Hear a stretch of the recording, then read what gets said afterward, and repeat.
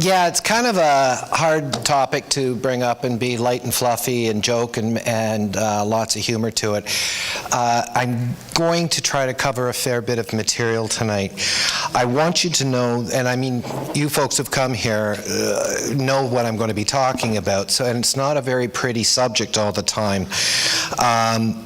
But the point is to educate all of us and kind of get the word out about something that has gotten out ahead of us. And that is what's called non-suicidal self-injury, or what many know as cutting or burning themselves. And it's become, as I was talking about today, it's exploded onto the scene for us. It's gotten the kids doing it have gotten way ahead of us as parents and our awareness of it. And it has kind of shocked a great number of people. And tonight is an example of an opportunity for us to kind of talk about it a little bit more. Before I get into it, I am going to try to fiddle with this thing. I'm going to show you a video. I have been asked to point out that this video is very brief, but it also it can be quite upsetting to watch. So if you're kind of squeamish, you either can turn your head, maybe go for a walk or do whatever. It's about a 2-minute video.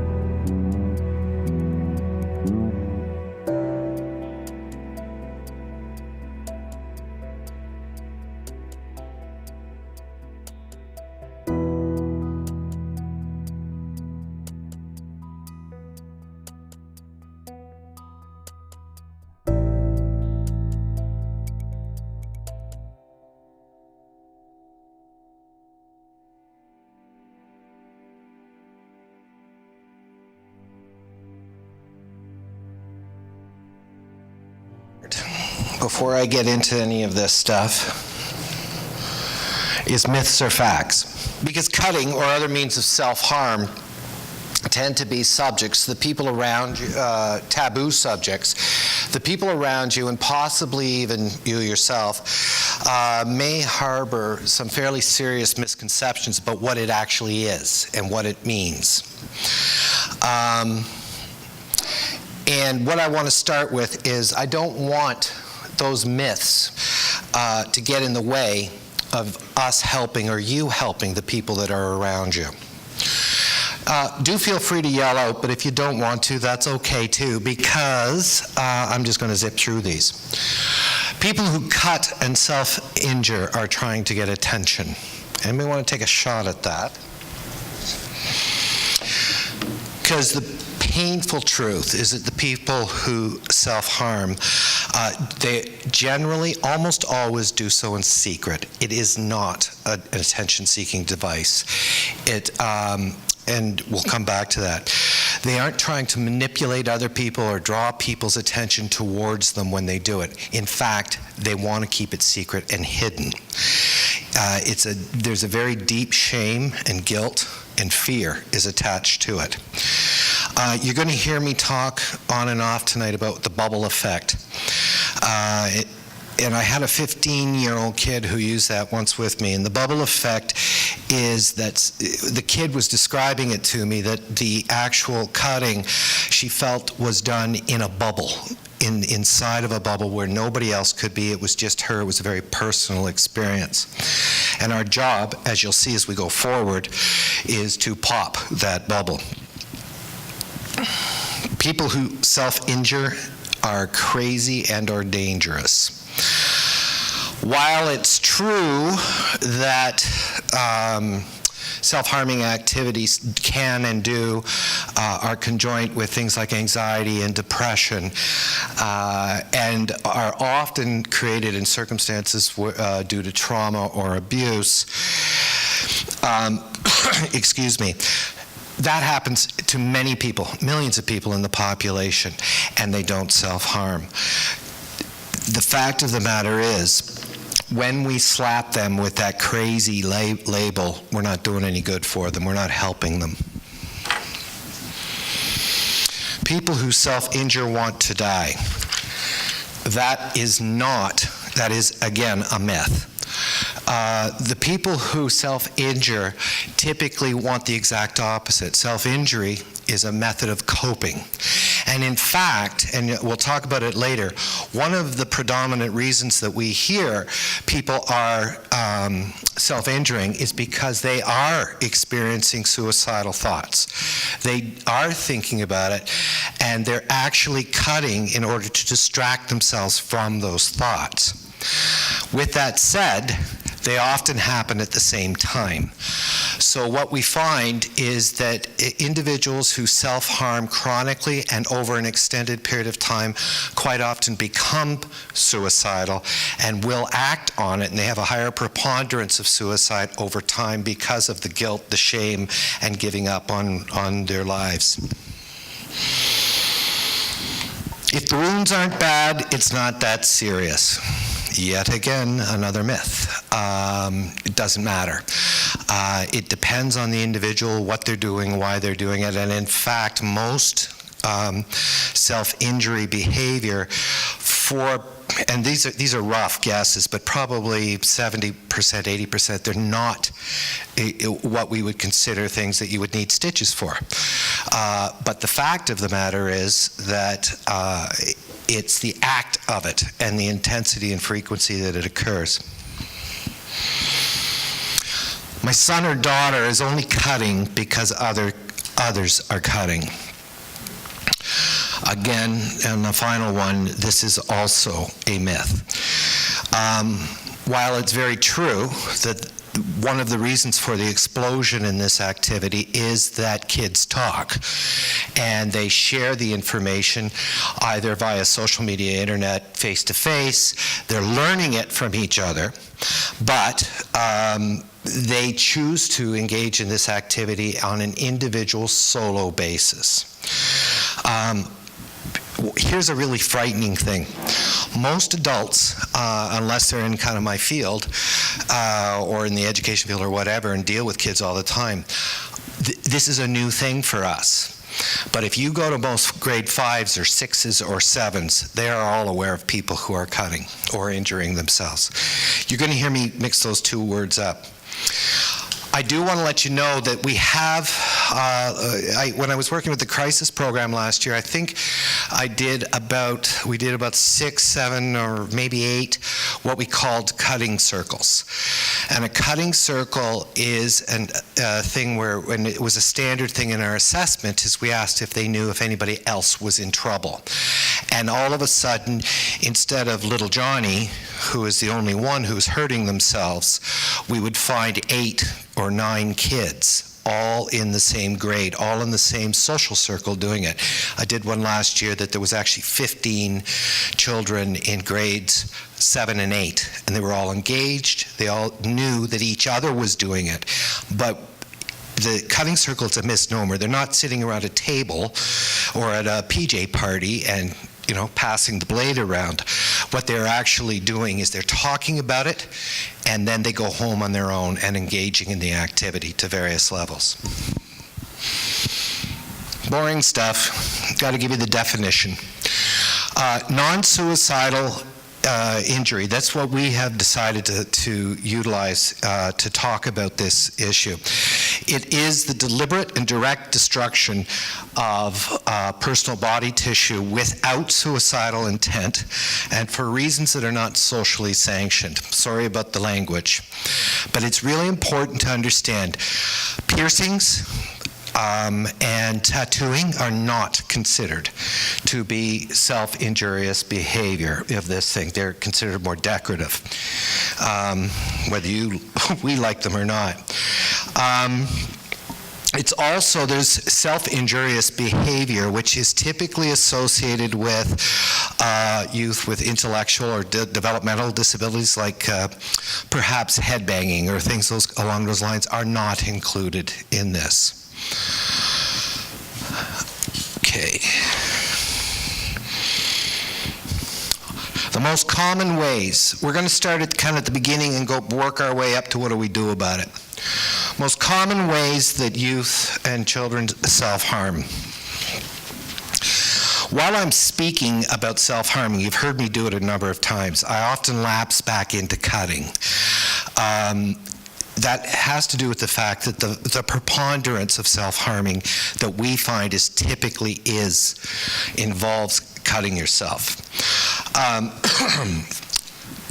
People who cut will do so on their arms, typically on their cross-dominant arms. So if they're right-handed, it's their left arms, usually on the inside and usually cross-hatched. They will also cut around their thighs, their waists.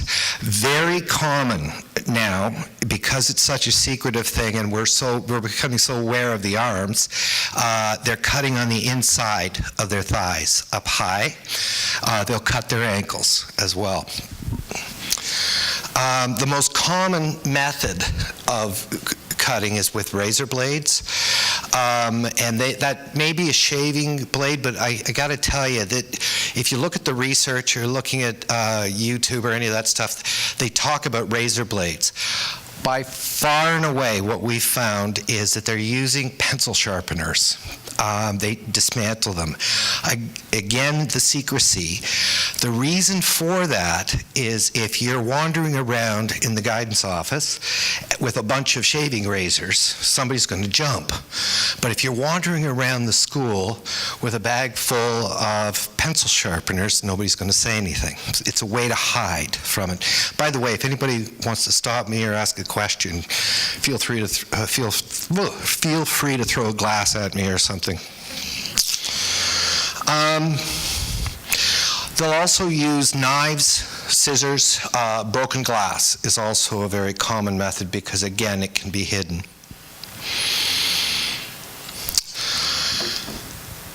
Part of the thing that we will want to do as parents, I would want to do, is I would want to go home and go through my kids' pencil case and take all of the sharpeners out.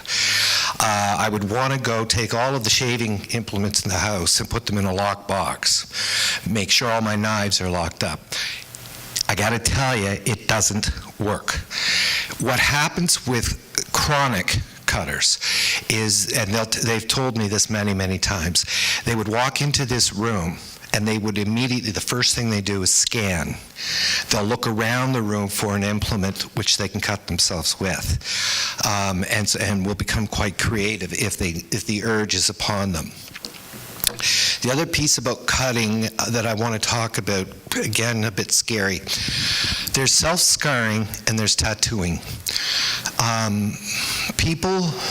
There is a group that we have seen, typically male, but it doesn't have to be, who are doing what's called carving.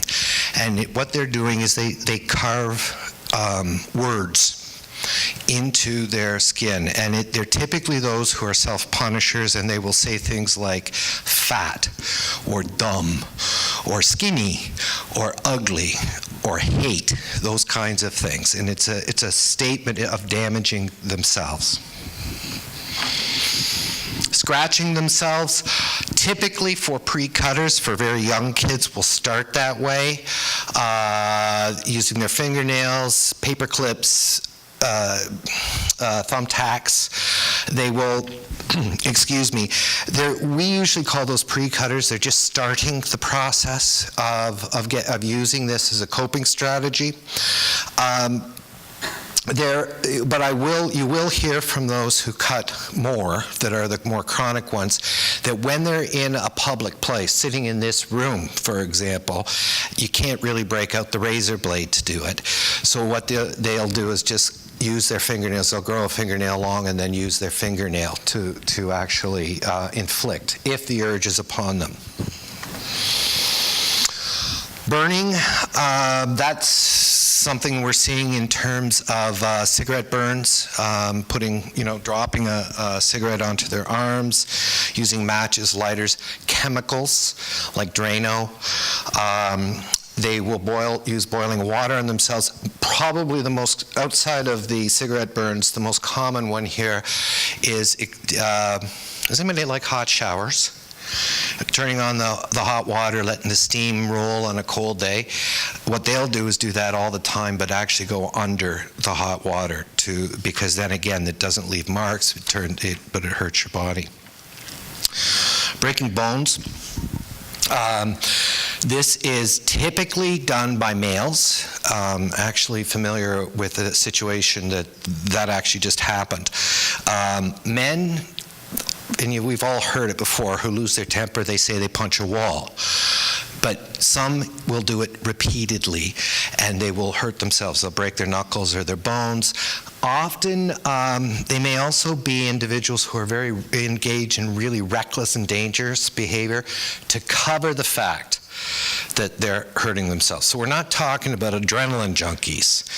We're talking about people who look like adrenaline junkies who are doing it in order to hurt themselves. Chronic picking at old scabs and wounds, that is typically very young ones that we come across, and I'll talk to you about ages in a little bit. Last one is the engagement in games or challenges, and this is a difficult one. Think back to when you were, I don't know, grade 7 or 8. You get together at a PJ party or with the guys or whatever it is you're doing, and you do stupid stuff. When I was a kid, one of them was holding your breath, and somebody would go behind you and pull on you, and it would make you get dizzy or pass out. Or we had something we called sissy marks. Scratched ourselves 100 times and then rub it, and then you had a little mark, and we all had to have these little marks. That's not what I'm talking about. The problem with these games is they do happen very similarly. Kids do stupid stuff sometimes when they get together, except that the self-injurer will use that and will do it by themselves, or they'll keep doing the stupid stuff. Most common ones there, and you're going to be familiar with some. One is the ice salt challenge, which you put ice on you or salt on your skin and then ice, and it burns you. It actually freezes your skin.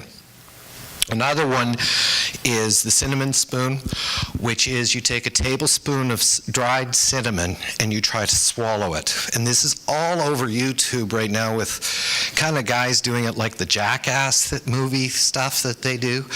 It's supposed to be very funny, except that it is incredibly dangerous. There was a boy in Michigan 2 years ago, I think it is now, who actually died from doing the cinnamon spoon because he had asthma and he couldn't breathe. And the other one is the choking game, and that's the one where we recently lost somebody in the north end of the county from engaging in the choking game, which is basically choke yourself till you pass out.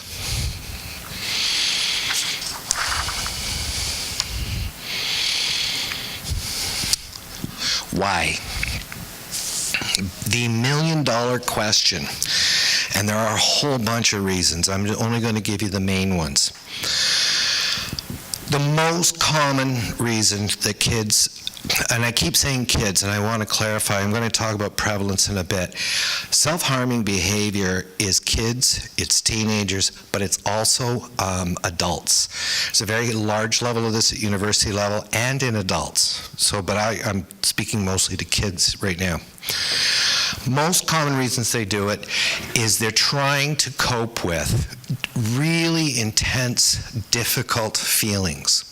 I guarantee you that every single person in this room has had bad days, has had the moment where just everything sucks. There couldn't be anything positive going on, and you just feel totally overwhelmed. They feel numb, huge anxiety, terrible stress, extreme fear, could be extreme anger, and they don't know how to cope with it. Self-harming behavior is a method to cope with what is going on inside of them. It's dangerous. It's terribly inappropriate. I don't think anybody would disagree with me, although there are some who do, but we'll come back to that. It is, however, and this is the frightening part, it works. It works for a short period of time. And that is the greatest danger behind this.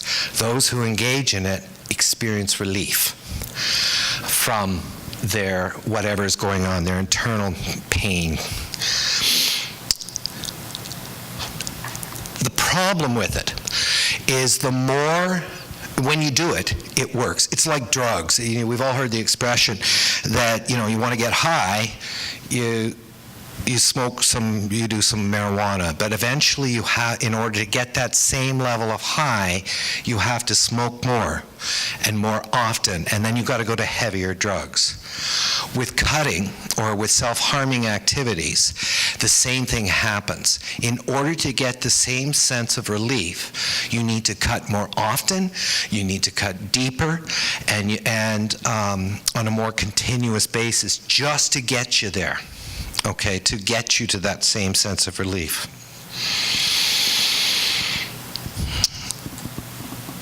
Okay, as I said, they have more. I'm going to list the reasons, but it's really hard. Don't look at just one of them.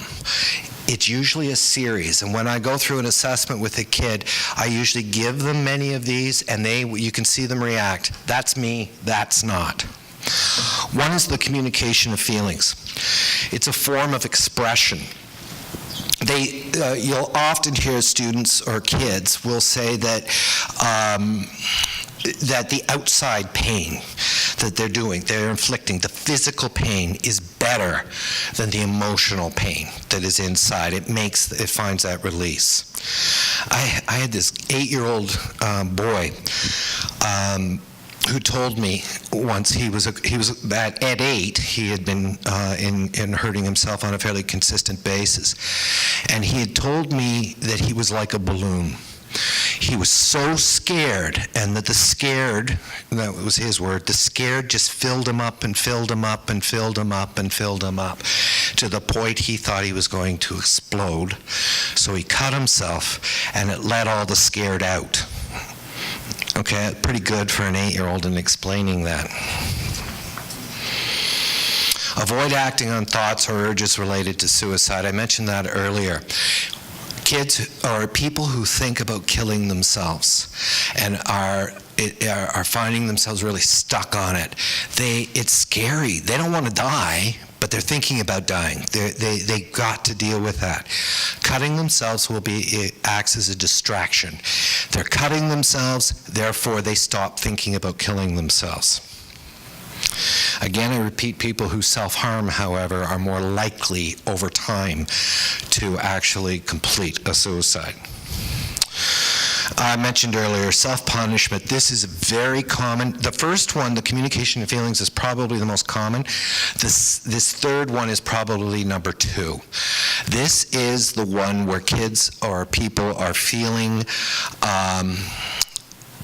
they have extremely low self-images, low self-esteem, lack of confidence, and or they want to punish themselves for some real or imagined transgression. When I do an assessment for a kid, when I get called in about self-harming or suicidal, I rarely talk about the self-harming until the very end. I could be in for 2 hours and I may only talk about it for about 5 minutes at the end. I'm doing other stuff to pull it out, and one of the things I'm looking at is how they view themselves. And when I start hearing them talking about being fat or skinny or ugly or a poor athlete or unloved, or that a very difficult one for kids is being engaged in, say, sexual activity when they didn't want to be. And I'm not talking about abuse, they're just too young for it. And they start calling themselves the horrible word that we just can't seem to get rid of, but they start doing that, and then they're cutting themselves because they're punishing themselves for that, for engaging in that act. The feeling of emotional numbness is also known as psychic numbing. It's common that where that came from and where we know about it from is from the victims, or I'm sorry, the survivors of sexual abuse. Individuals who are physically or sexually or emotionally abused at an extreme level often shut their emotions off, and they don't feel anything. That's what they'll identify. What often will happen with those individuals is they cut because they just want to feel something. The source of pleasure or experiencing a high is also a very frightening one. When I fall down and skin my knee or hurt myself, there's a release of dopamine and hormones from my brain, which goes to that part of the body, gives me a rush, a little bit of adrenaline kind of a thing, so that I am can deal with the pain of that particular injury for a period. That's a physiological thing. What happens when they cut themselves or hurt themselves, the exact same thing happens. What'll happen for chronic self-harmers, chronic cutters, is that they do it over such a long period of time that they are searching for the high, that release. And the way we find that out is we will hear individuals say that they were cutting or hurting themselves even when they were happy, when they're feeling good, they do it. It can become, and is often described as, an addiction at that point. Getting attention does not mean attention seeking. Many people want to believe, I really harp on this, but they want to believe that this is true, but we need to ask ourselves a question as to why would a student or a kid use such a dangerous, maladaptive kind of method to draw attention to themselves. Everybody seeks attention. I'm standing up here in front of you with a microphone in my hand. It's my way of getting attention. It might be maladaptive or not, but I'm getting it. I've got all of your attention. You can be the class clown. You can be you could do the high grades, the low grades, the best athlete, the worst athlete. You could be a goof. It doesn't matter. There are tons of ways that we learn and we're socialized to become, to draw attention. We also know that self-harm is predominantly kept a secret with, wearing long sleeves and all of that. Again, I'll talk about that later. Using self-harm as an attention-seeking device is incongruous to the actual dynamic of self-harming. Okay, but let's say there's people in this room who think I'm a nutcase and simply don't agree with me. And you wouldn't be the first about this, because many will say that this is an attention-seeking thing. You go one step further and ask yourself, if it is an attention-seeking device, what underlying cause or precipitating factor would put somebody in a position that they needed that attention? And wouldn't that underlying cause that leads to self-mutilation be significant? Wouldn't it be relevant to look at that they feel the need to do that, to get that attention? So whether or not it's attention-seeking or not, and I clearly don't think it is, there can be no doubt that it is a very, very serious indicator of some big-time problem that underlays the whole people. It is very dangerous to simply dismiss or minimize this behavior, because it will continue and get worse. Prevalence, and I won't bore you with many stats, but I do want to give you a few.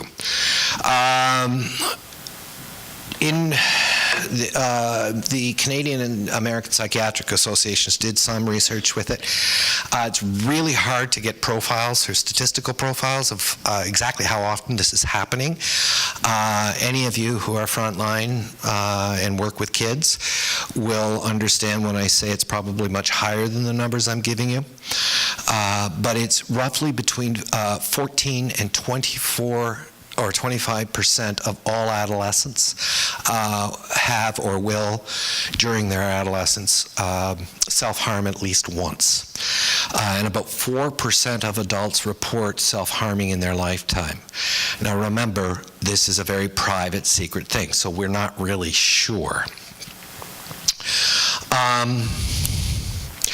Recent research indicates that in the prevalence, there's little to no gender difference in prevalence in community samples. Now, and there is a significant difference in clinical samples. So what I mean by that is in the community at large, so i.e. in the schools, we don't see much of a difference between boys and girls. Okay, but in clinical, that means in the treatment centers, in the Regional Children's Center, at Maryvale, at Hotel Dieu, et cetera, there's a lot more females. And the reason for that is pretty simple. Guys don't talk. They see it. Girls are much, much more likely to tell another female that they're doing this, or to reach out for help, or recognize that they're doing what they're doing.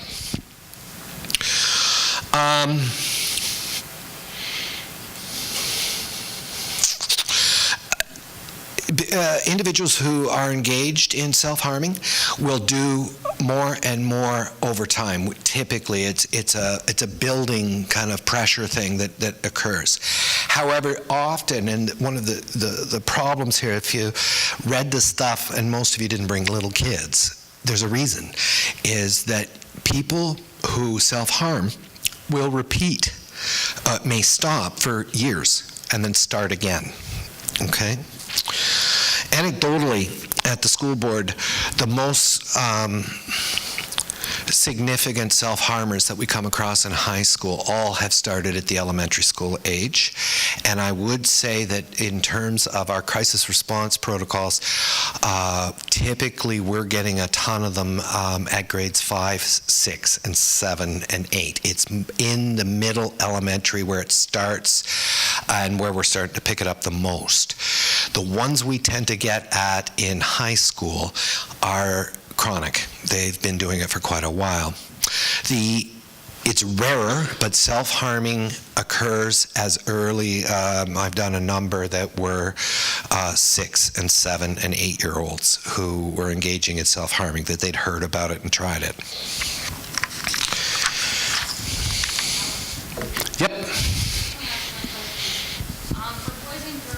Is there a certain preference on the body where they're all cut, like the girl will cut maybe a certain area as opposed to a boy will cut a certain area? Right. She was asking, is there a place based on gender what the preference is for self-harming or hurting themselves? And yeah, there kind of is. Both will cut on their arms, okay, equally, I would say. Girls will tend to cut more on their inner thighs and will use cutting more. Boys will do this, but are more prone to be up in the upper arms, like where you show your guns kind of thing, right? And they tend to be more engaged in the self-injury stuff and the burning. You'll see that more often.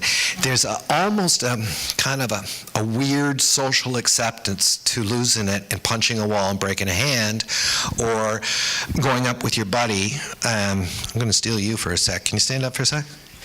This is a very common one. That's why I'm showing you, if we can kind of face. Put your arm up like that.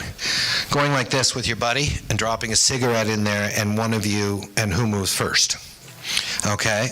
And that's a very common form of self-injury for a guy. It's a tough guy thing. I think, I know that they view it that way. Does that answer your question? Yeah.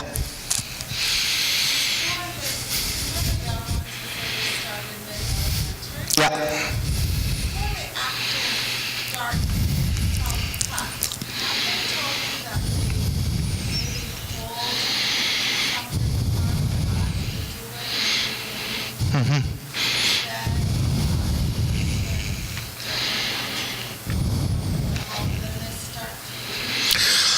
Yeah, that's what I was talking about earlier about pre-cutters.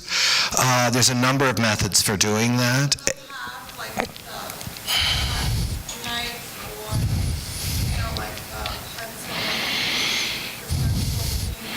Yep, yeah, compasses, those math compasses things. They will poke, they'll take a pen or a pencil and get it really sharp and poke at their knuckles, that kind of stuff. Absolutely, that's all the beginning stages of self-harming. That, along with picking at scabs. Growing fingernails is big too, and that can't be under, you were going like this. It's taking the fingernails, growing them long, and digging them into the heel of the hand. And you'll see that. That's even younger, though. What you're talking about is grade 4, 5, 6. And I shouldn't say that. You'll get pre-cutters in grade 10, but typically they tend to jump quicker into the other stuff.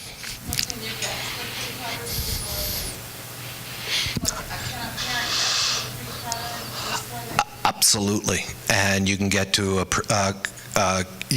kid before they even think about pre-cutting. You can get to a pre-cutter. You can get to a starter cutter. You can get to a cutter. You can get to a chronic cutter. It just is. It's where you're intervening, and it's when you find out about it and what you're doing about it in the process. You can prevent the whole thing. Okay. We're coming to that. Okay. Warning signs. Not all kids are found to be doing all of these things. But at the same time, if you see one of these things, it doesn't mean that they're engaged in self-harming activities. But when you see a combination of these things, or your bells are ringing, look, if your parents, you are the expert on your kid. And if something is off, that's the best indicator that it's time to talk about it. I do want to give you the heads up with these things. Engaging in self-harming behavior does not mean that the individual is stupid. In fact, they're not. And kids are very aware right now that we're catching on. We're slower than they are. But they're all aware that we're catching on to the fact that long sleeves in July is something we're all going to go, uh-oh, why are you wearing long sleeves in July? They become quite adept, and it's evolving how they're hiding what they're doing. Unexplained wounds or scars from cuts, bruises, burns, usually on the wrists, arms, thighs, ankles, stomach, or chest. unexplained. How'd that happen? I don't know. How many times that happened to you? I don't know. But you get that a lot, then you've got to start thinking about it. Blood stains on clothing, towels, blood-soaked tissues, etc., bandages. If you start to see a preponderance of those in the house, if they're showing up, then we have something to be concerned about.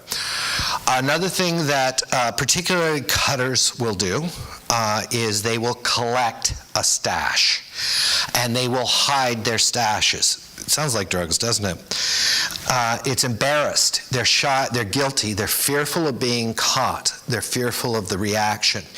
So you'll find things like razors or knives, needles. Sewing needles is very popular, by the way, for really young kids.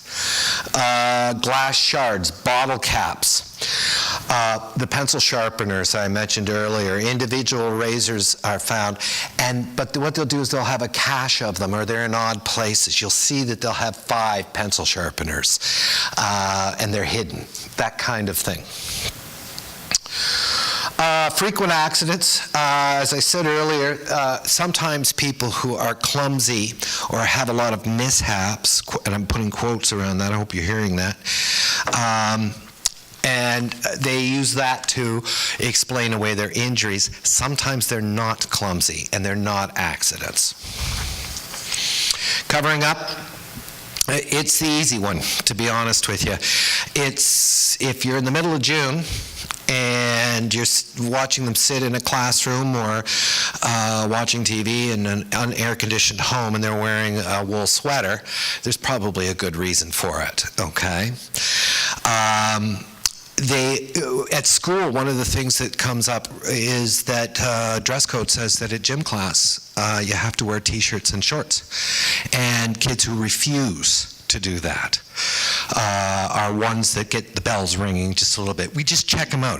We're not going up and saying, "Are you cutting yourself?" Well, no, we're not doing that. But we do get the bells going. One of the most recent ones that we've seen a lot more of are bracelets. Anybody wearing bracelets tonight? Yeah, there's some.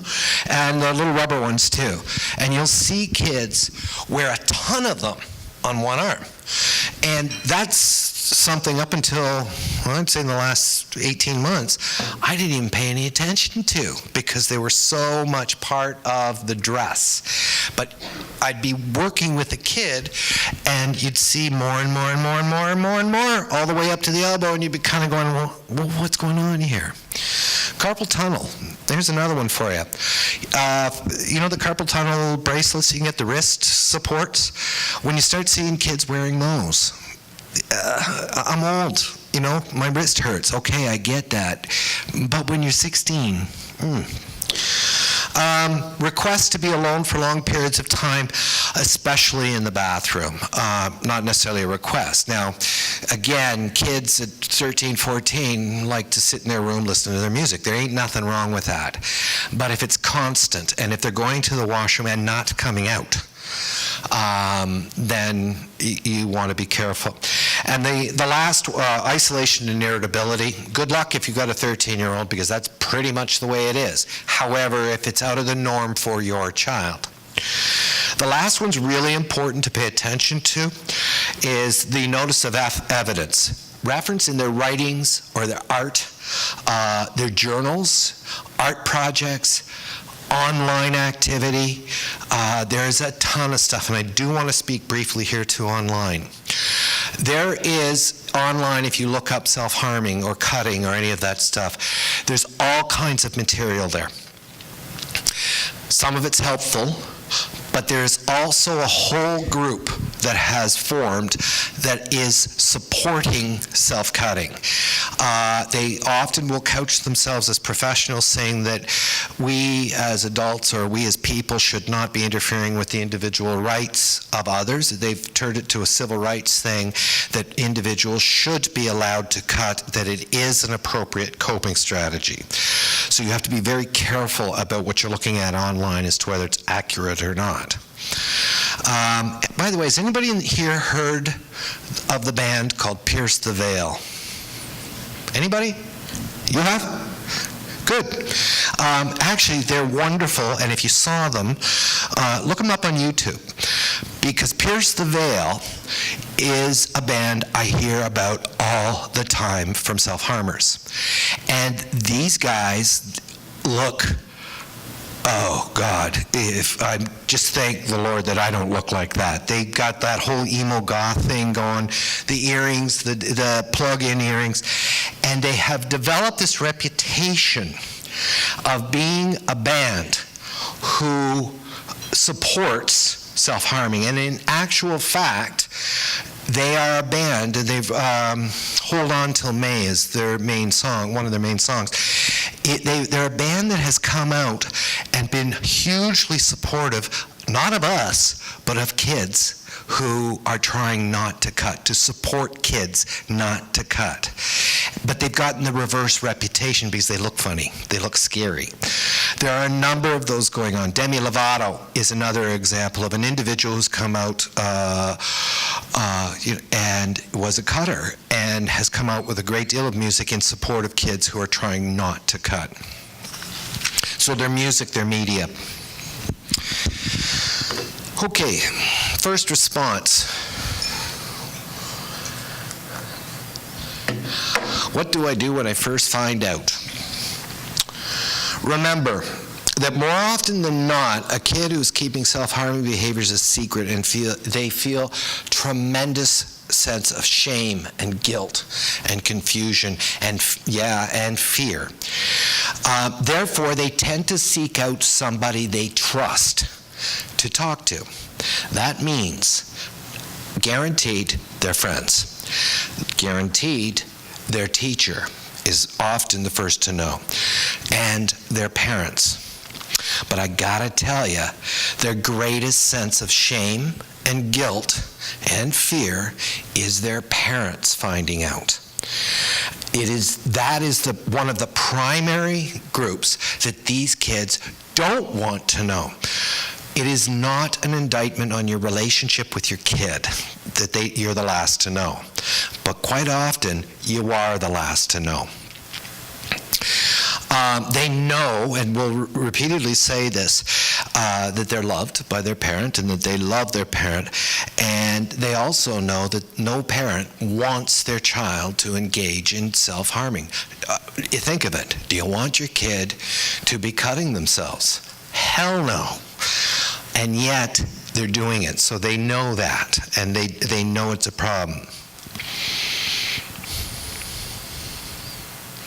This is common. Recently, I had a 14-year-old girl, was it a girl or a boy? It was a girl, became extremely angry and distraught with me, absolutely hysterical. Did great throughout the course of the assessment, wide open, we're great friends, telling me everything.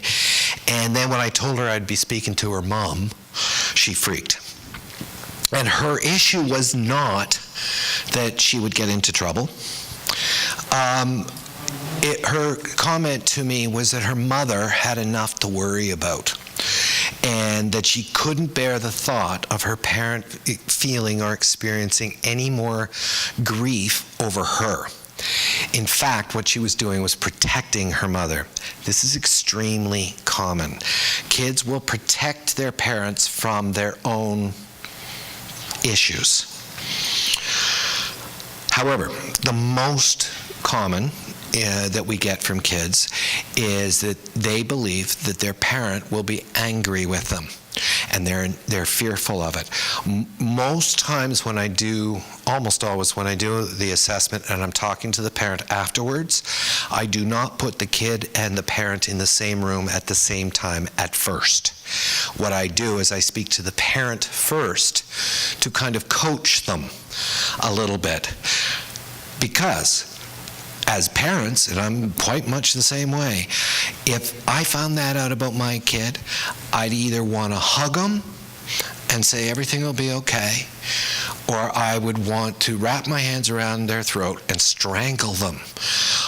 And usually it's both at the same time, if that makes sense to you. So we get them through the strangling part and get to the other part. That's the key. And you'll hear me talk more. Okay, we at the Greater Essex County District School Board have picked this up, and we've done a tremendous amount of work at reacting and responding to these issues. And one of the ways we've done it preventatively is we're talking to grade 6s and 7s, and younger and older, but really focused groups on the way to be a good friend. What's the difference between tattling and the difference between tattling or ratting?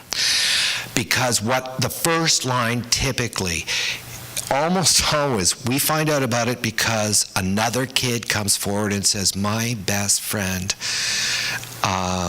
is engaged in this behavior and I'm afraid, and they go to their teacher to do that.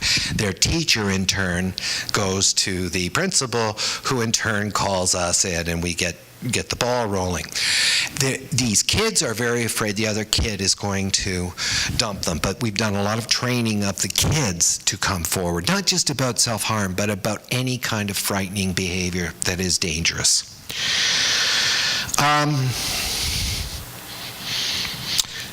The first response is crucial, and it will likely influence how your child will respond as you go down the road. If you made the mistake of standing up, so I'm going to do it to you.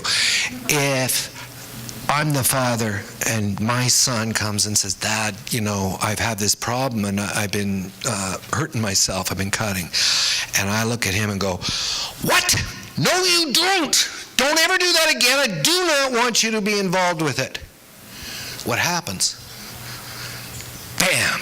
They shut up, got the response they're expecting or were worried about, and go underground with it. It's not going to stop it. The behavior will continue, but without the foreknowledge. Sorry about that.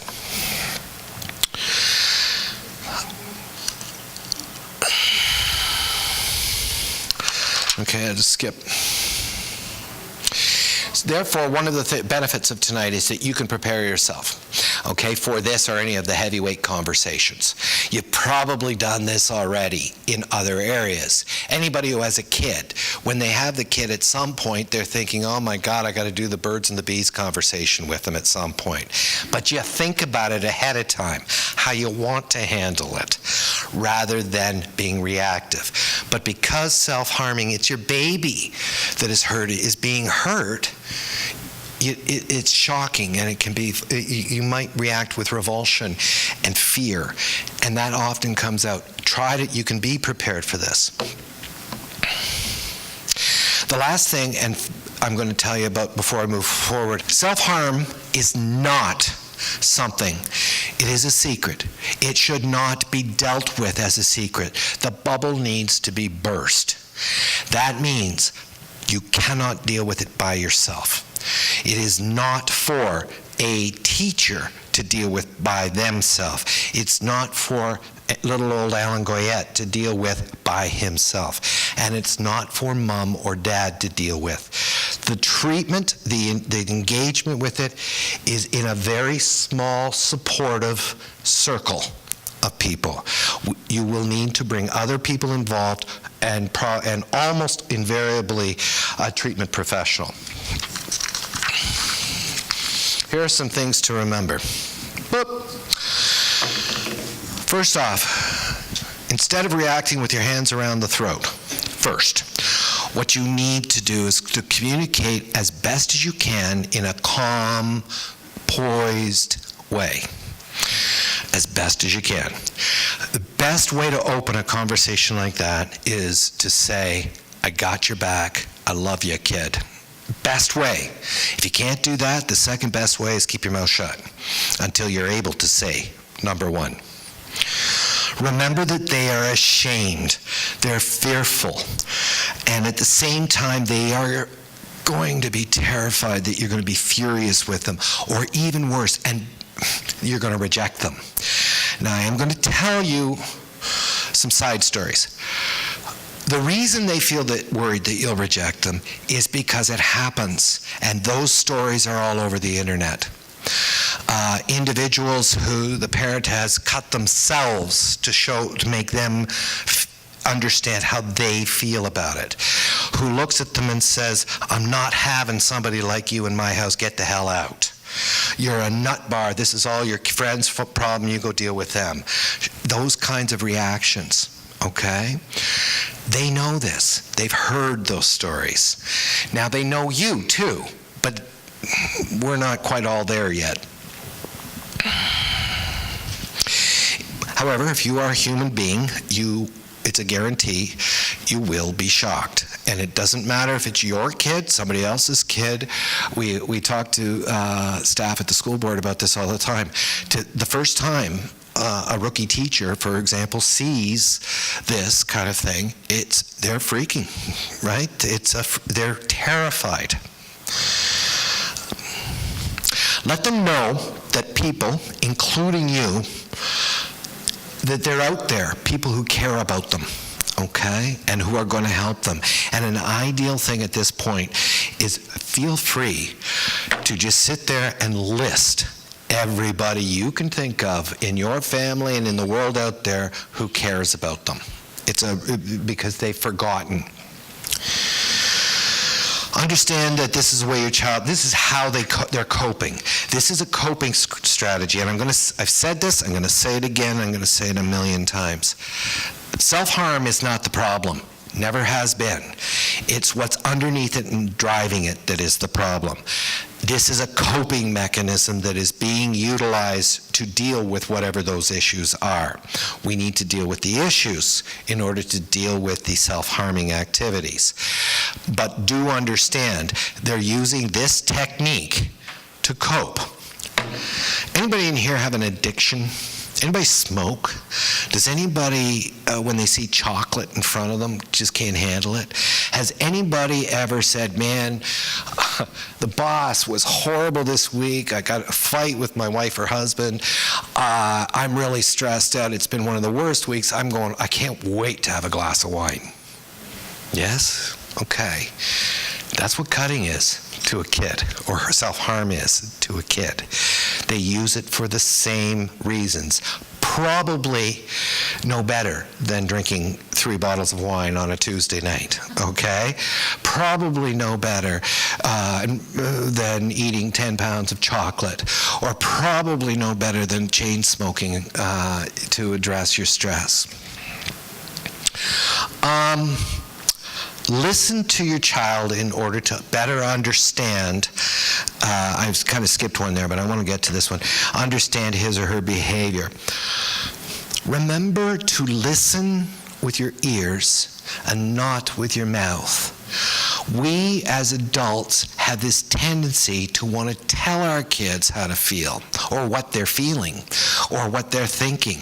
Do you think this is because you're overcompensating for the loss of your father? Do you think that you're feeling, aren't you really feeling that you don't know how to express yourself and this is just a coping strategy? Your kids are going to look at you like you're nuts, okay? Let them use their words and listen to it. And also the language that they use is very important. I keep slipping into cutting because it's so common, but they may talk about it in another way. Hurting myself, bad things, I do bad things to myself, those kinds of words. Use their words. Non-judgmental language and demeanor. Love this one. How do you do non-judgmental demeanor and language? Well, probably when they tell you, here I come again, bud. Standing over them like this and going, what, is not a good stance, okay? Opening up to them. Keeping the tone of voice down. The quieter you speak, the calmer you sound, even though you're feeling like you want to rip your eyeballs out. Here are some things to be cautious about. Don't overreact. Calm, compassion. I keep saying this. It's better to take time and calm than it is to freak at this point in time, because they're freaking out. They're looking for you to be cool. Think of your 7-year-old or 8-year-old, when they fell down and hurt their knee, and they've got blood on their knee, you kick into parent mode, which is calm, cool, deal with the knee, and then you go away later and get kind of stuff. Depending upon your personality type, you may want to yell, you scream, have a good hysterical cry. You might do the death glare. Fight it off, fight the urge off. Be careful about the panic and revulsion or shock or averted gaze. They may want to show you, and that's okay to an extent. You're going to want to look at it to make sure that it's clean and healthy and that they're not, the severity of the injury. But it's really important that you don't go, "Ugh." Okay? This is your kid, and it's their body. They're thinking that. This is a lot easier said than done. I'm kind of an old guy, if you haven't noticed yet, and I've done this for 1,000 years, and I've seen this in 1,000 different shapes and sizes, and it's still one of the hardest things for me to do, is just be chill and be calm when I'm dealing with it. One trick I use is I talk to myself as this is going on, and that I give myself permission to, once this is over and I finish dealing with it, I'm going to go to the bathroom and grab a pillow, and I'm going to scream into it or throw up or whatever it is I need to do. But I do it later. Do not attempt to stop the self-injury behavior by telling them to stop. If they could, they would. This is the most common thing for people to do, is to say, just quit it. I was hoping she could be here tonight, and she couldn't, but it's a young woman who I've been working with who's had wanted to speak, but she has exams coming up. And she did, so I do smoke, and I apologize to all of you here. And she found out about it and was kind of on my case, and she's quit. She was engaged in really significant chronic self-harm. She's a 14-year-old girl. And she was having a bad week. And she told me that it was a Friday afternoon, this was last year, and she told me she was going to go home, and she thought she was going to cut over the weekend, okay? And I know what the rules say, and I know what works and what doesn't. And I couldn't help myself. I looked at her and I said, actually, if she was here, she'd tell the same story. I'm killing myself here. All I want to do is tell you not to cut this weekend. And she started to laugh at me. And she said, you're smoking, Alan. Yeah, I know my smoking. She said, what would you do if I told you you couldn't smoke? What's the first thing you would think about? And I said, I'd think about smoking. And she said, exactly. Don't ever ask me not to cut, because it's what it does, it makes me want to cut. Gets them thinking about it, okay? You can certainly let them know that you don't like them cutting. That's okay. I'm not saying that you're supporting the self-injury, but what you are saying is stuff like, we're with you, we got your back, we're going to support you, don't want you to do this, we're going to do everything we can to help you. Okay, that kind of stuff. Don't use threats or ultimatums. And this also comes up a lot. Do not remind them of how, don't go to them and say, your great Aunt Matilda is just going to, she's going to have a heart attack when she finds out you're doing this, okay? Your mother will be so disappointed in you. Your father's going to be so angry. That's not helping either, because that builds that stress, fills that balloon. It's not a good idea to show excessive interest in it,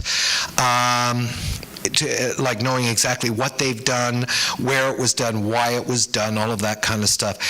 They can give you the gist of it, and they may show you, you're going to want to check for health reasons, but really not to focus on it too much, the actual dirty details. Leave that up to a therapist, okay? It's also it can be dangerous to have your child relive and describe the experience of the self-injury, because it triggers it. If you guys are sitting here, because it's been a while and I'm a little nervous standing up in front of you, if you guys wanted me to tell you about my last cigarette, guess what I'm going to want to do right now, really, really bad. It's the same thing, same dynamic. You don't want to talk about the child's behavior, the self-injurious behavior, in front of a whole whack of people. What we need is a small group, trusted individuals, not everybody in the family, adults or older people who can handle it and are going to be supportive of it. You don't want to be talking at Christmas dinner around the table about whether or not she's been cutting. There is a certain degree of privacy within the circle that you're going to build.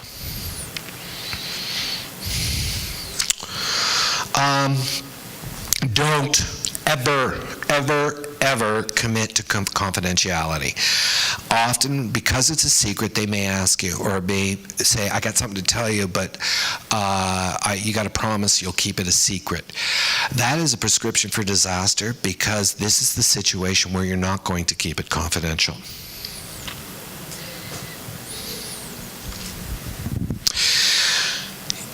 One of the, as we get forward about who you go talk to about this, understand your kid's going to be upset at first. It's a secret. It's something that's theirs. It's very personal, and you're going to speak about going to a therapist or connecting with the school to make sure they have their safe circle built. They're going to be mad at you.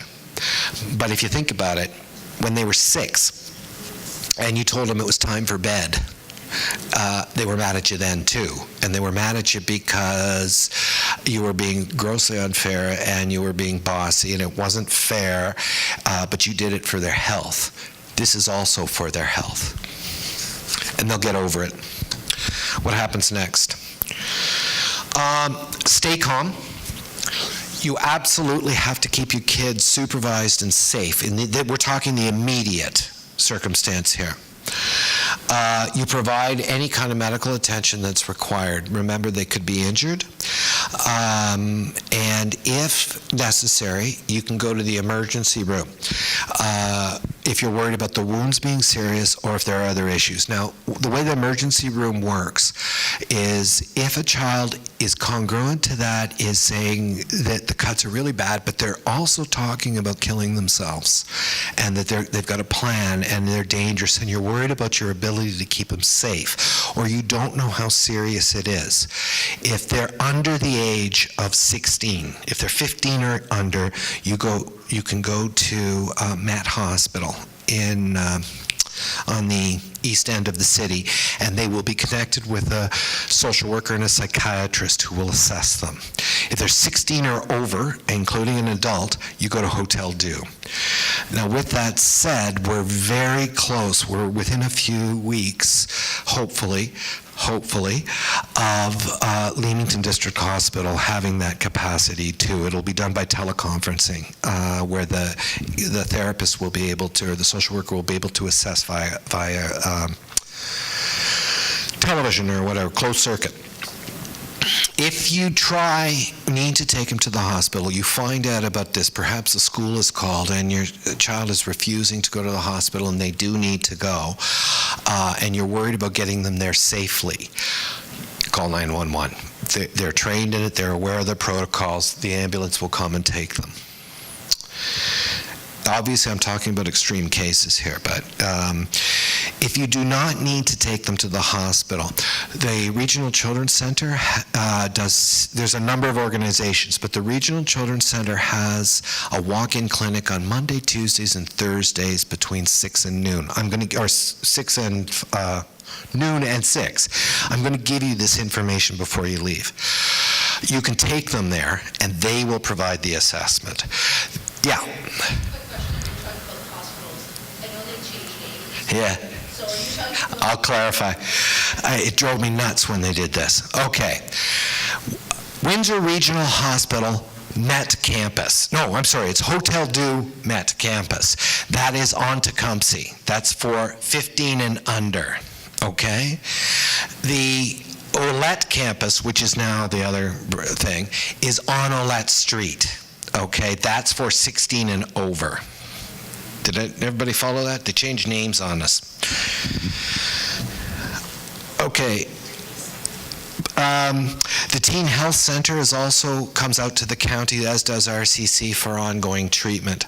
The other thing you can do, and I'm probably going to get into trouble for this, but the other thing you can do is contact the principal or vice principal of your school.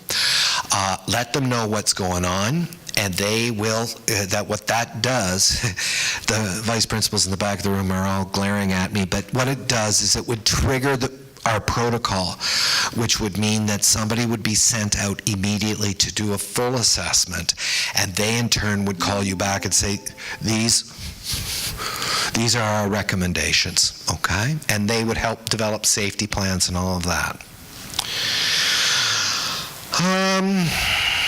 Do not ignore the issue and hope it goes away. You can support your kid, but you need to seek out professional help. This is not a simple, hug, and your kid will absolutely guaranteed will look at you and say, I won't do it again, Mom. Dad, I promise you I won't do it again. I'm done. And they may believe it, and they may be convincing, but the underlying reason for it remains. Safety planning, as I said, self-harming is a very secretive thing. But it is also a consuming urge for the person who's engaged in it. The key thing is to keep your kids safe. That's the number one. Your child knows, or with some help will know, what kinds of things will trigger the urge to self-harm, and will know or can be taught the warning signs before they get there. Okay?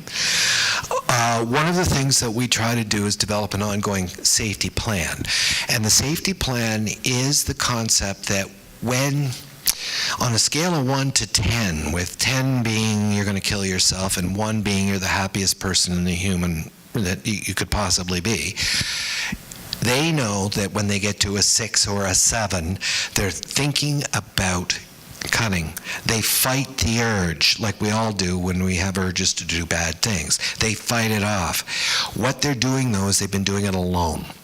So what we want them to do is when they feel that urge, they go to a trusted adult. This is why the school and the home need to work so closely together.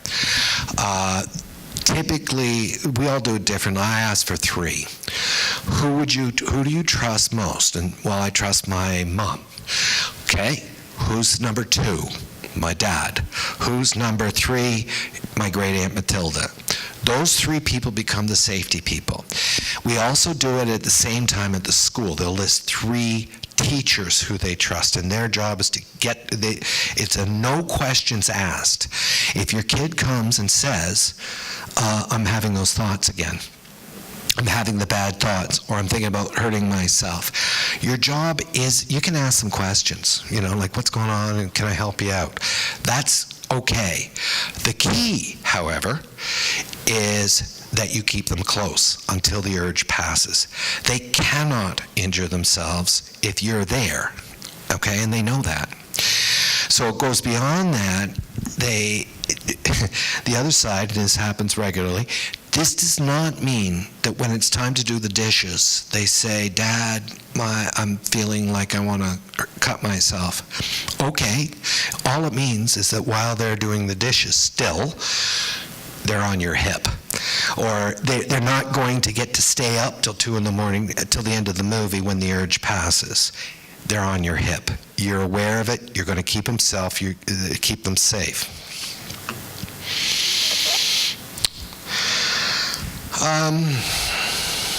You'll notice I identified adults with that. They'll often ask for a sibling. I'd be real careful about that because it's really kind of hard unless the sibling's much older. But they'll also list their friends. We don't accept friends for the very simple fact, and we might as well get used to it, they're going to go to their friends regardless of what we say. They are going to speak to them first, probably, and their friends will send them to you. Their friends are not the ones who are going to keep them close, however, so we want it to be a safe adult. making a plan to do instead of self-harming. Your child's therapist, and notice I'm kind of, yeah. No, you don't need to apologize. One question I was wondering, how do you know that the urge is gone? Like, how do you know that it's okay? It's usually short, and what you're going to be doing through this process is trusting them. Okay, it's not going to work all the time. Trust me. If you have somebody who's doing it a lot, so what you're doing is, if they're identifying to you, if you're a team, if you can develop that, then they're going to identify to you that they have the urge. What will happen is, if they're saying, "I'm okay," right, then there's no reason not to trust them because they come to you in the first place. By the way, if they want to cut or hurt themselves, they're not going to come to you. Okay, and that's part of the issue. But at the beginning, this is something you do together. You work as a team to say, okay, when the urge comes up, we're going to take it on together. And you will work with them on the distractions, which I'm coming to. Okay? Okay? All right. This is stuff that I'm going to get into that the therapist, the social worker, whoever's working with your kid will help them deal with or help them learn. But you can start the ball rolling. Remember, I said it's a coping technique. If you think of yourself as being under incredible pressure or stress or really anxious and it's really building up, you have ways to bring yourself down. If you think about them, you read, you listen to music, you go for a run, you draw, you watch TV. You probably have some bad ones too, but I won't go into those. There's a whole series or list of things. Your kid has those. They may not know they have those. We need to help them find those. Okay? Those are coping strategies, and you can help them build them. And our job, and what your job is to help them fill that garbage bag full of tricks, distractions, to get through the urge, that moment. You were asking about urges. How do you know?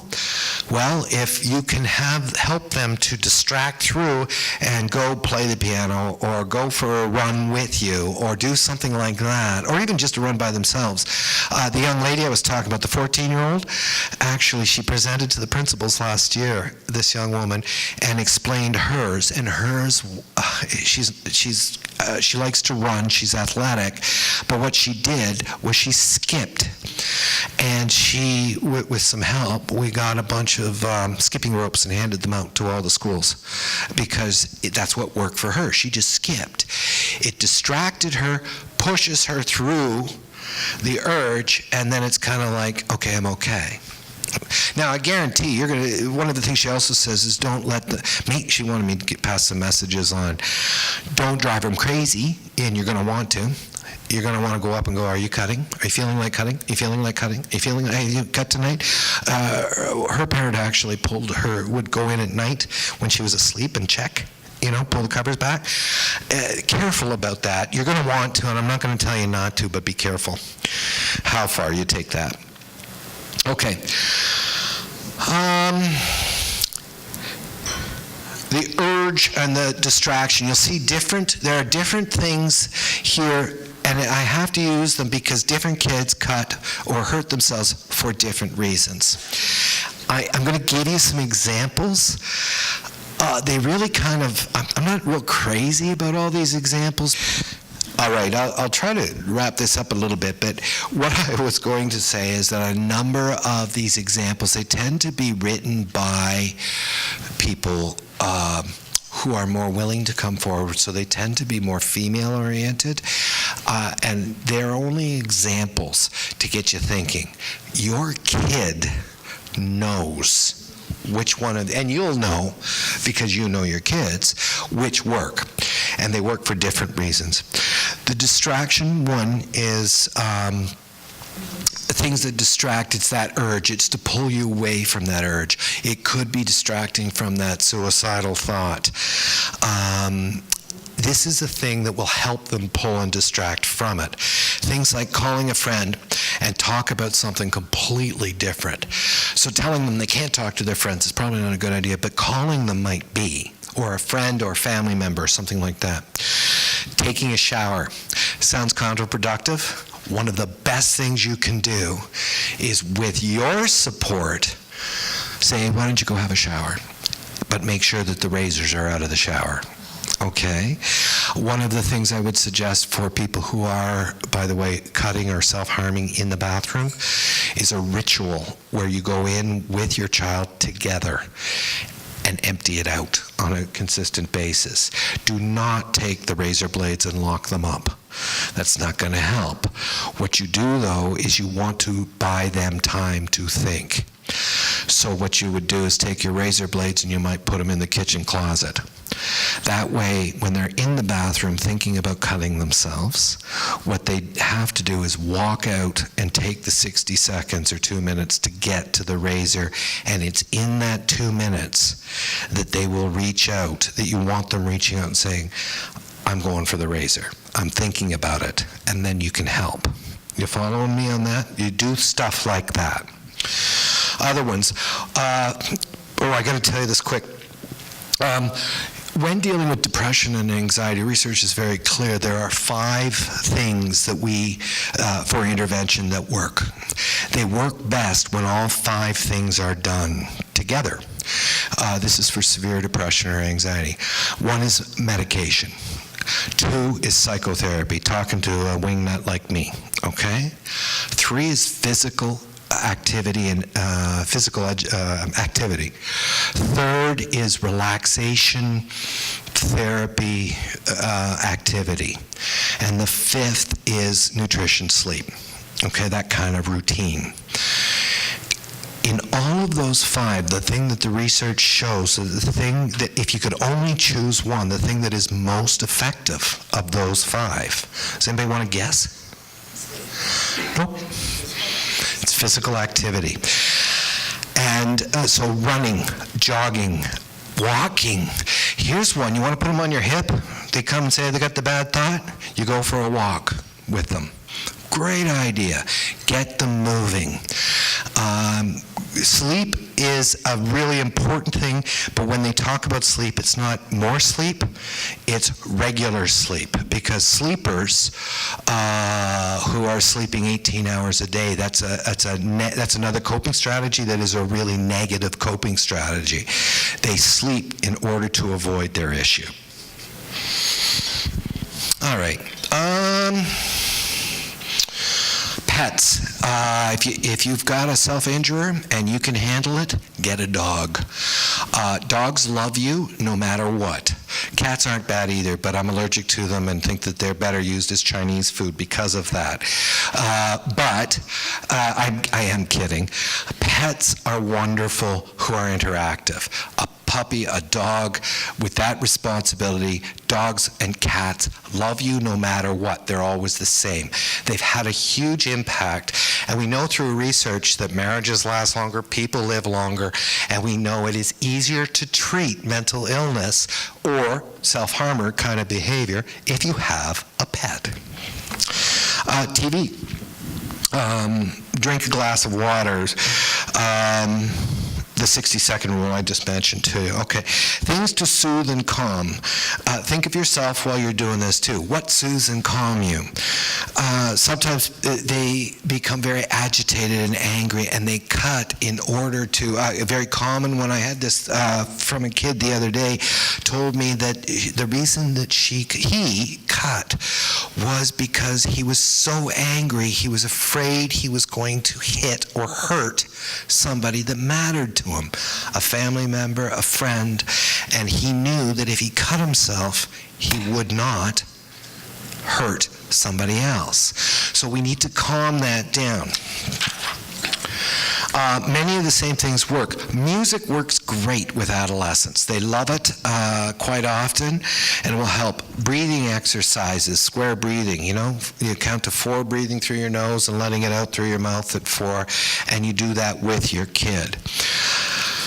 My wife would love this. I would hate it, but it does work. Does anybody do yoga in here?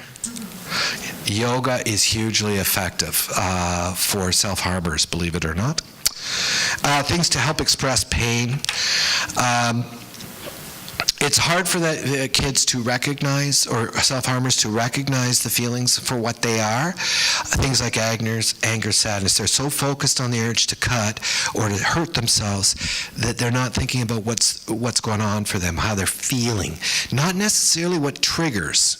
It would be really easy if the trigger was, my teacher, Miss Jones, yelled at me today. That's easy. It's the feelings that are attached that make it go so far. So what you're doing things like drawing, scribbling, journaling, and by the way, that will be, because in honor of this tonight, I'm not crazy about any of the books and material. One of the things they were asking was for the door prizes, and the door prizes are actually going to be, I hope, blank journals. Yeah, because writing is a huge thing. And let them draw and let them write the bad feelings. So if you see your kid do a cross with a rest in peace on it, it's scary, but it's a hell of a lot better than them thinking it. If they're writing in their journal, and this is part of their treatment, that they're really angry and upset and nobody loves me and I wish I could carve my arms up, and they draw pictures of people carving, that's better than them doing it to themselves. A lot of these kids, by the way, are very creative. I don't know why that is, but a lot of them are very right-brained, are very poetic, into music, into art, very much into creative expression. So, and I know it sounds really social worky, I guess that's what I am, but it's really not a bad idea to go that way. Physical tension, distress, that's the exercise. Rip up paper, write out your hurt, anger, or pain using a pen and paper, and then rip it up. If they want to burn, then you have them write everything down on a piece of paper that's upsetting them, and then have them light it, watch them, and burn it. Squeezing a stress ball, handful of clay. Play-Doh is wonderful for this kind of thing. I really want you to be careful, though. This next one, or things to feel supported and connected, call a friend, play, cup of tea, warm milk, yoga, it's all the same kinds of things. There's a lot of different kinds of stuff you can do. But let your kid drive it. However, if you're interested in this topic, particularly if you have a self-harmer, you're going to want to go online, and you're going to want to look it up, and you're going to want to see what they say.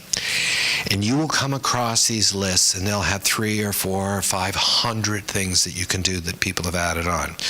This next one is incredibly, and I've got huge font here saying, beware. Substitution for self-harm is incredibly dangerous, and many of the pieces that are advised on there, there's a lot of opinion about.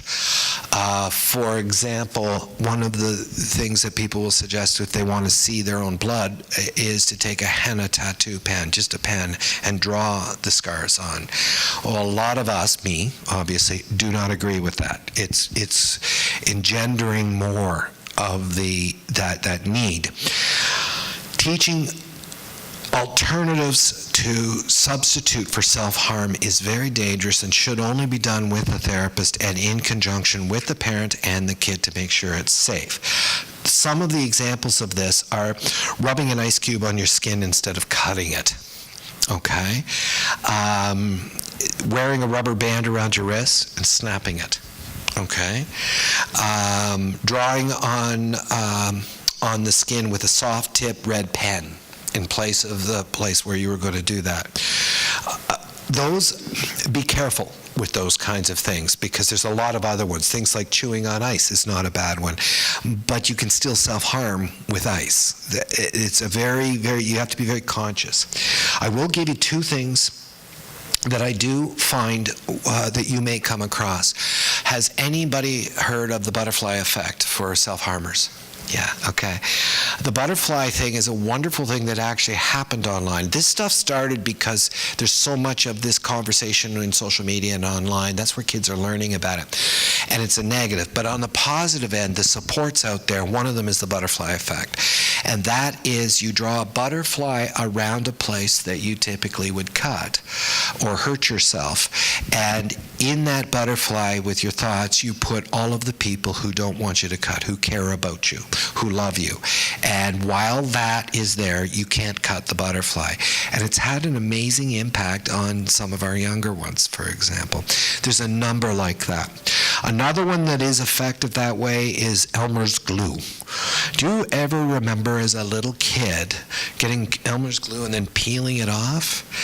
It's a substitution that is relatively safe. You might look a little goofy if you're a 17-year-old peeling Elmer's glue off of your, yeah. So is it pain, or is it the kind of act? It could be either. It can be either.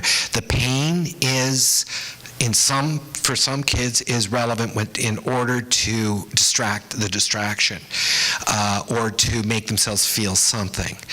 The repetitive behavior is also part of the process, but what you're creating here is down the road alternatives, so that you're saying, here's a coping strategy that you can use instead of the pain that hopefully is something that would work. It's not going to work for everybody, but it does for some. Okay? All right.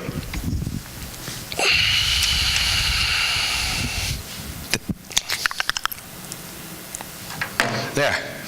You made it. At this point, I'm trying to think, but does anybody have any comments or questions of any sort? There's been some good ones from the floor, but is there any others? Yeah. At which point did you ask the question about suicidal thoughts? At which point? That's a wonderful question. It is a very hard one. I'm sorry for taking so long to do it, because I'm trying to come up with an answer. What actually happens is, as I said earlier, when I do an assessment with a kid, or if I was with my kid and I found out about this, I'd be wanting to talk about everything, a lot of other stuff. Who are their best friends? What's their social life like? Do they have any enemies? You're looking for the bullying, the teasing, any of that. How's their love life? How's the sex, drugs, and rock and roll stuff? What music do they like? So I go a whole bunch of things, get a feel for what's going on. Now, if it's your own kid, you probably know some of that, so you can still go that direction. Then I come to the hard questions. And the hard questions, depending upon age, typically include the drugs, drug use, alcohol use, sex, because all of those can be substitutes, can have the same impact, and they're still searching. But I will also talk about have you been hurt in the past, physical, sexual abuse? Have you cut? Or are you engaged in self-harming kinds of stuff because they're feeling more comfortable and confident, and they'll talk to that. And then I always ask the question. And the question is, have you ever, and I remind them it's normal, but have you ever thought about killing yourself? And I use those words. Or committing suicide or whatever. It's not, have you ever thought about doing something bad to yourself? Use those words. Say it. And then once that's responded to, have you ever tried? Okay, and because many have. Okay? If that's, by the way, again, I don't know folks here. I don't know if that's as a parent or as a professional, but if you're a parent and that's very difficult for you, I actually would probably recommend you bring somebody. Keep your eye on that kid. If you got worries about that, you don't let that kid out of your eyesight, and you call one of those guys in the back corner, the principal, next morning. You take him to the hospital, then let the other, because it's easier talking about that stuff to a stranger, believe it or not. Okay? Anything else?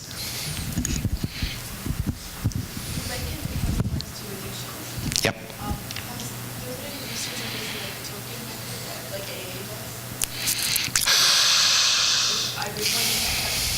I'm cut-free, that kind of stuff. Yeah, again, very, very controversial, yes. There's been some who talk about being self-injury free for a year.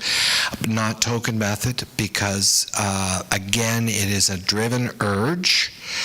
And for most self-harmers, that type of thing, what it does is has them thinking about it all the time. When you're talking about the addiction programs, they want people thinking about weed or drugs, alcohol, all the time, to be cognizant of it, to be aware of the circumstances. The problem with self-injury is it's so internalized and inside that you typically do not want them to obsess on it. When you're doing a year free, then for those individuals, it's they don't view that as a successful thing. So when I liken it to addiction, I'm talking more about the dopamine release, but I really want to stress again, cutting's not the problem. It's the underlying issue that has to be addressed. Often what you'll see is, that's why I ask about sex, drugs, and well, not rock and roll, but sex, drugs, and alcohol, is that they're concurrent. So people who self-medicate may also self-harm, or self-harmers are often self-medicating as well. They're trying a series of things. So the whole alcohol drug thing comes into play if they continue with it. Okay, so I guess to make a short answer very, very long, I'd be really nervous about doing that. Lori, would you disagree with that about using the medallion? Okay, good. Any other questions? Yes, ma'am. So, once the injury, what are your chances of relapsing? It's the relapsing makes it's likely it's going to take some time, okay? And the relapsing does occur, and it does happen at times of high stress. If you think of your own life, there are moments where the stress has just been unbearable and you've relapsed and done stuff. But with that said, in terms of treatment, and if the underlying piece is addressed, which is a coping thing, they're taught how to express themselves in a more adaptive way, to use words, to talk about things, talk about previous trauma or abuse, talk about what's bugging them, but also to use these other strategies, the chances of successful outcome are massive. There's always the opportunity for a relapse in anything, but over time, if we catch them, the success rate is extremely high if we can deal with those underlying issues. Is the success rate higher than Not the earlier age necessarily, but the earlier of the onset, yes. Obviously, if you catch a kid at 10 years old who is struggling with self-image and self-esteem and feels like they're fat and nobody loves them, it's a bit easier to deal with that at that age than it is if they've been feeling that till they're 18, okay? And remember, concurrent with this, while it's not a mental health specific, depression and anxiety are almost, in most cases, are involved. Okay, it's what you got. Almost always, it's either abuse and/or trauma and/or depression and/or anxiety. Okay. Anybody else? No. Just kidding. My daughter is 19. Mm-hmm. She's out of the house. Mm-hmm. She has a lot of other issues other than that. Of course. Well, I just want to know how, because she's 19, is there a way that I can try to help her do it? Yeah.